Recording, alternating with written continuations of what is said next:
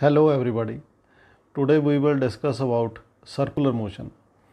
This motion we usually experience when we generally negotiate turns about roundabouts. We know that all the planets moving around sun in elliptical orbits is the example of circular motion. So planets are revolving around sun in circular orbits due to gravitational motion. Also we can take example of a stone which is tied to a string and which is rotated in circular motion. So let us discuss, as you are seeing in the adjoining diagram, that there is a roundabout. This car is moving in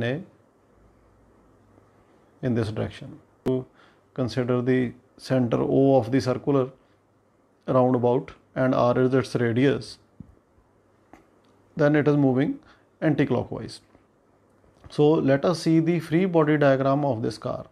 If this car is moving with a speed of v, let us check its free body diagram. So here is our car. So if this is our car, its weight is downwards, we can write it as mg. If m is the mass of the car and g is the acceleration due to gravity, so now car is balanced on this road. The car will experience a normal reaction upwards, which you can say as n. And while you can see the car is negotiating the turn, it will be driven to outsides by the centrifugal force. So centrifugal force tends to slip the car towards right, as you are seeing in this diagram. But the friction between the tires of the body and the road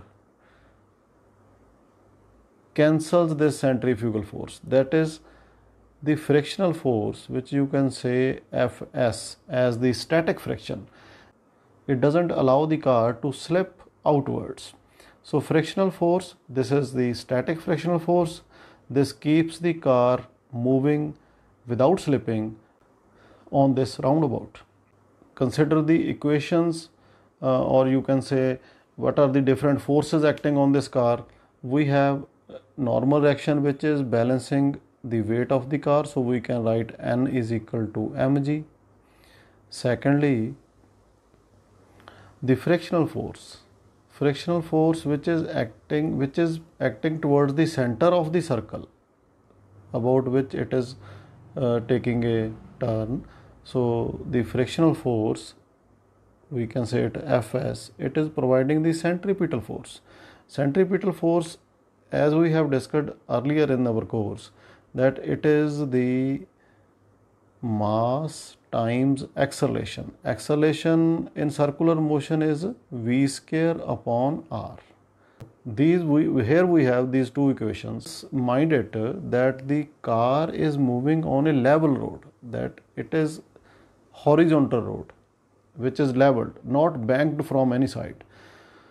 Okay, so now using these equations, because r is equal to mg and Fs is equal to mv square upon r, so from equation number 2 we can write it as v square is equal to Fs into r divided by m. So we have just taken this r to the left side and mass will go in the denominator. Or you can say v is equal to under root of Fs r upon m. Okay, now static friction has the, we know static friction has the formula of Fs is less than equal to mu s times n. So because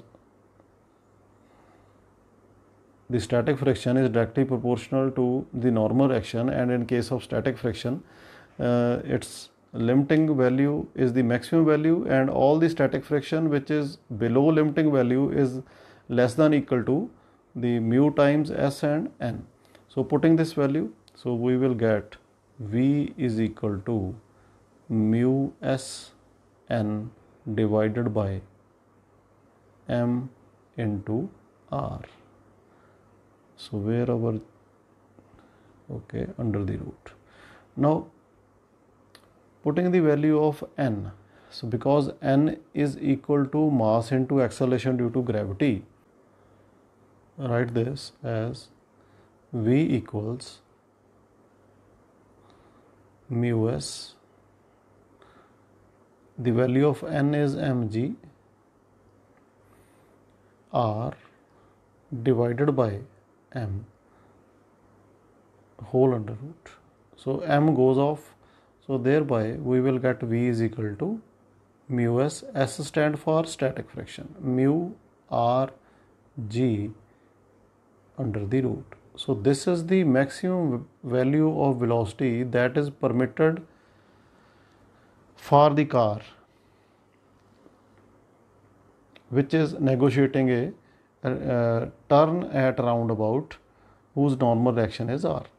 So by knowing the value of normal reaction, which depends upon the weight of the body, and the value of static friction, coefficient of static friction, we can assign the maximum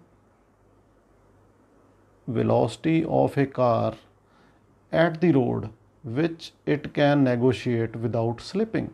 So without slipping, what the maximum velocity of the body needed is, it's under root of mu rg. So this is the important formula which we need to remind.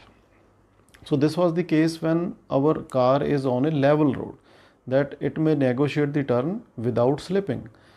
Now let us try this numerical. A cyclist speeding at 18 km per hour. So velocity of the cyclist is 18 km per hour. On a level road, takes a sharp circular turn of radius 3 meter.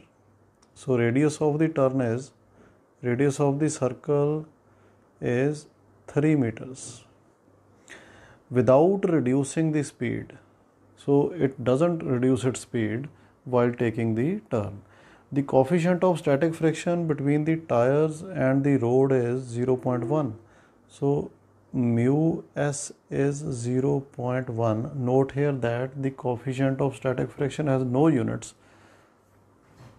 Will the cyclist slip while taking the turn? So we have to find whether the cyclist slip or not. So as we have discussed the formula here just now, that V square should be less than or equal to mu s into rg. That is, if this factor mu s rg is greater than the square of the velocity of the cyclist. Now let us calculate mu s into rg. So mu s is our 0.1, r is our 3 meters, and g is, let us take 9.8 meter per second square. So this whole thing comes out to be 2.94 meter square per second square.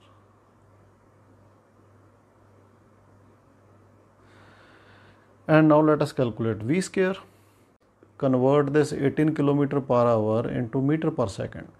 So the simple way is that 18 should be multiplied by 5 over 18. So 18 goes, we will left 5 meter per second. So V square is 5 meter per second whole square. So it is 25 meter square per second square. Now check both equations, 2.94 and 25 meter per second. So condition is not obeyed. Velocity square is much higher than mu s into rg. So if the velocity square is less than or equal to mu s rg, the cyclist may have not slipped, but now as the velocity square is greater than mu srg, so therefore the cyclist will slip, definitely slip, because it is very much higher than the condition of not slipping. So in this way, these type of numericals can be solved. Motion of a cyclist which is negotiating a turn. So as you are aware that while we are riding a cycle, if there is a roundabout, so we have to bend our cycle towards the center of the roundabout. Suppose that this is our road and this is the center of the road, so the radius is r. Here is a cycle, the tire of the cycle, this is the tire of the cycle.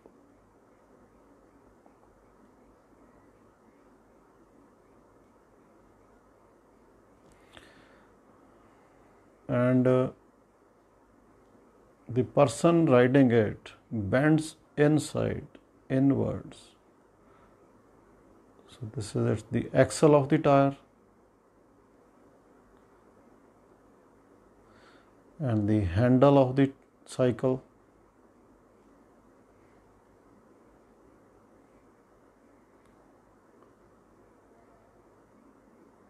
This is the handle of the cycle. The weight of the cycle acts downwards, mg. The normal action is acting towards the perpendicular to the cycle. And let us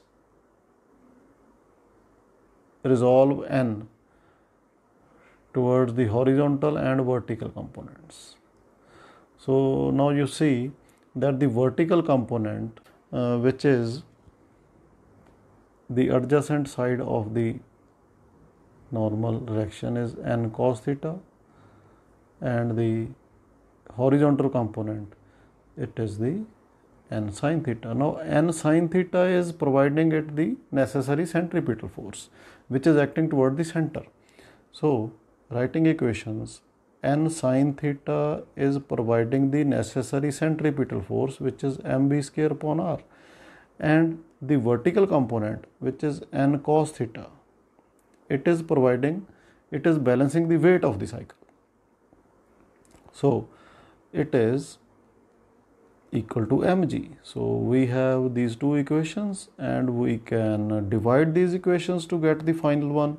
So dividing 1 by 2, we will get n as cancelled out. So tangent theta as sin theta upon cos theta as tangent theta is equal to, mass will be cancelled and it will be v square upon rg. So the same equation which we got in the motion of a car around a roundabout when it is negotiating the turn without considering the frictional force. So here we can calculate the angle by which one could bend inwards to negotiate the roundabout.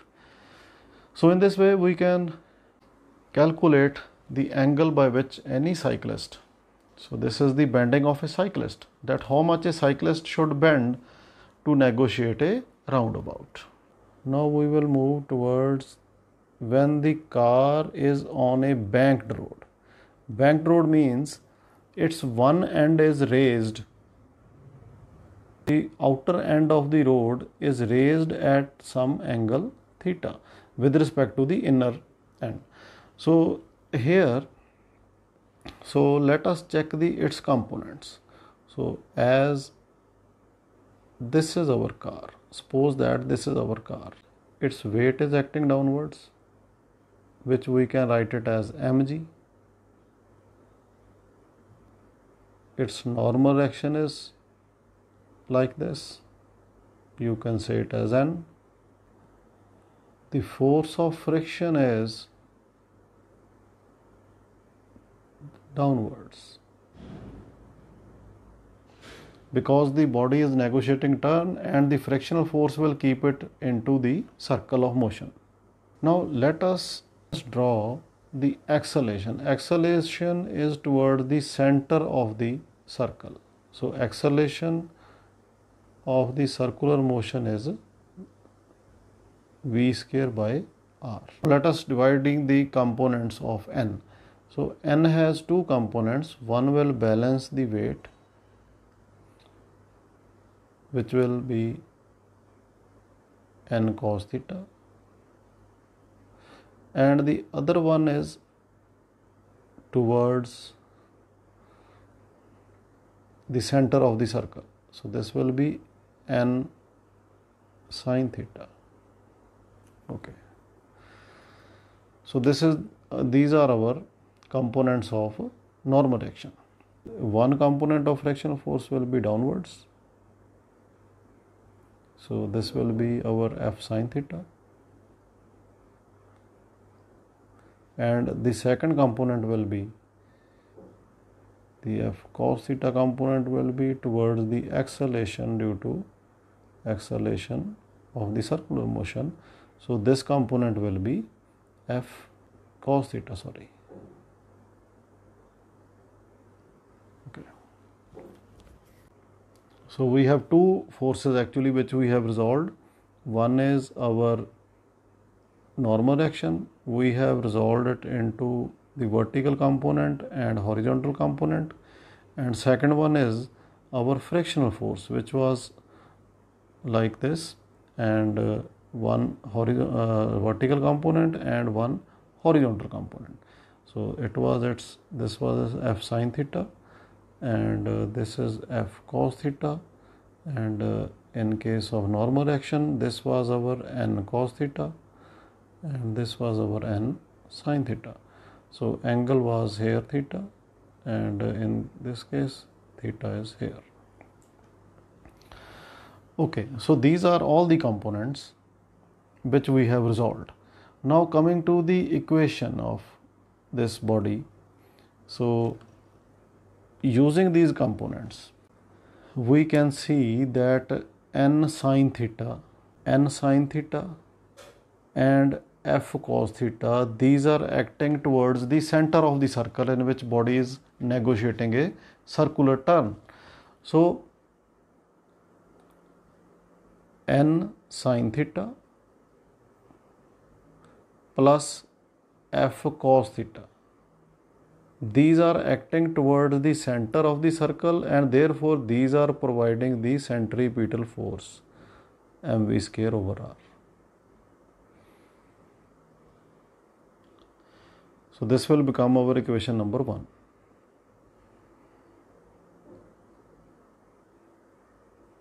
Second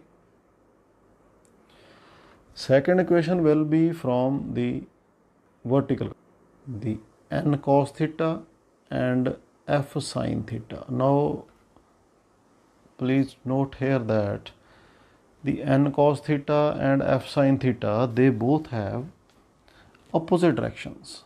So therefore our second equation of this body will become n cos theta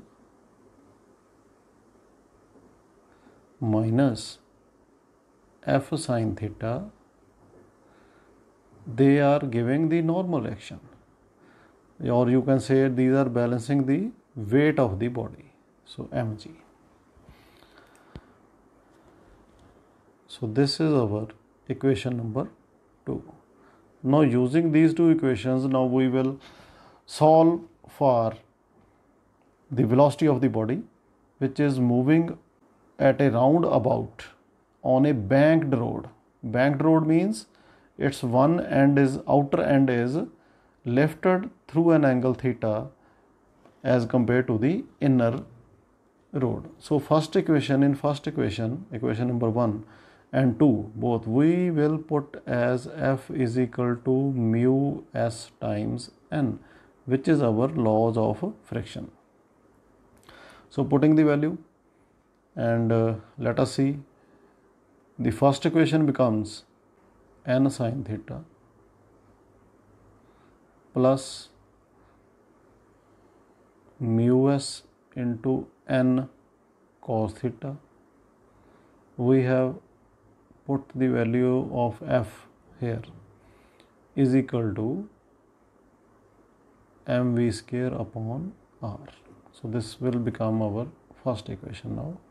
Now putting the value of f in second equation also, this will become n cos theta minus mu s into n sin theta is equal to mg. Now from both of this equation be number 3 and this equation be number 4. Value of n from equation number 4. So first of all we will take out n within the brackets. This is our cos theta minus mu s sin theta is equal to mg, or we can write here as n equals mg divided by cos theta minus mu s sin theta. So this is our n.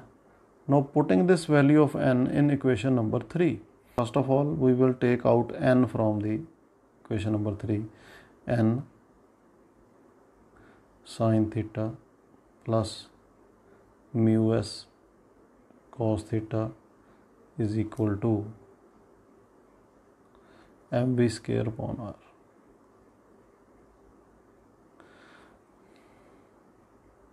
Putting the value of n is mg upon cos theta minus mu s sin theta, and in the numerator it is sin theta plus mu s cos theta. So this whole thing is equal to mv square by r. M goes off from both sides and we are left with, let us see, from right hand side it is v square upon r. So we are left here as v square is equal to r multiplies with g, rg, and within the brackets in the numerator it is sin theta plus mu s cos theta, and in the denominator it is cos theta minus mu s sin theta. Now whatever in the brackets, let us divide it with cos theta. So divide this thing with cos theta and divide this thing in the denominator with cos theta. What we will get? V square is equal to r times g. Sine over cos is tangent theta. So tangent theta plus mu s cos theta cancels, and in the denominator it is 1 minus mu s tangent theta. So removing square from v, and we will get v equals under root of rg mu s plus tangent theta, I have just rearranged the terms, upon 1 minus mu s tangent theta. So this equation will give us the maximum velocity of a car which is negotiating a roundabout. So this equation holds if we consider the friction into account. So if mu s becomes 0, or we may say that if we neglect the static friction, so mu s will become 0 if we neglect friction between the tires and the road. then V will equal to Rg. So mu s is neglected now. So if mu s is 0, then what is in the numerator? It is tangent theta. And what is in the denominator? It is 1. So V is simply our Rg tangent theta under the root. So this is the maximum value of velocity that a body can have while negotiating a roundabout with banked road. So if the road is banked from outside, you can move with maximum velocity is equal to Rg tangent theta if we neglect the force of friction. And if the friction is in account, so you will use this formula, the first one, mu s plus tangent theta, 1 minus mu s tangent theta, Rg, everything under the root. So at this speed, which we have calculated the second formula, at this speed, the frictional force is not needed at all to provide the necessary centripetal force. So driving at this speed on a banked road will cause little wear and tear of the tires. Or you can say this formula can be written in other way also. So if we have V is equal to Rg tangent theta under the root, so squaring both sides we will get V square is equal to Rg tangent theta. And how much a road can be banked to allow a maximum speed of V, then you can write it as tangent theta is equal to V square upon Rg. Or if you have to calculate theta, so you can write theta is equal to tangent inverse, so V square upon Rg. So if a road which is banked, the maximum speed limit is, suppose that V is at fixed at 90 km per hour.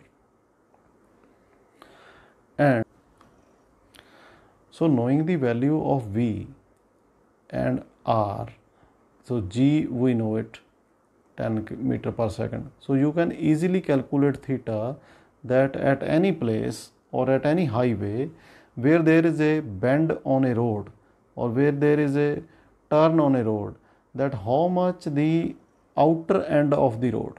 So if this is the horizontal plane, that how much the outer end of the road will be banked. So that, so this theta can be calculated by this formula, so that the vehicles which are moving on this road, they never skid out.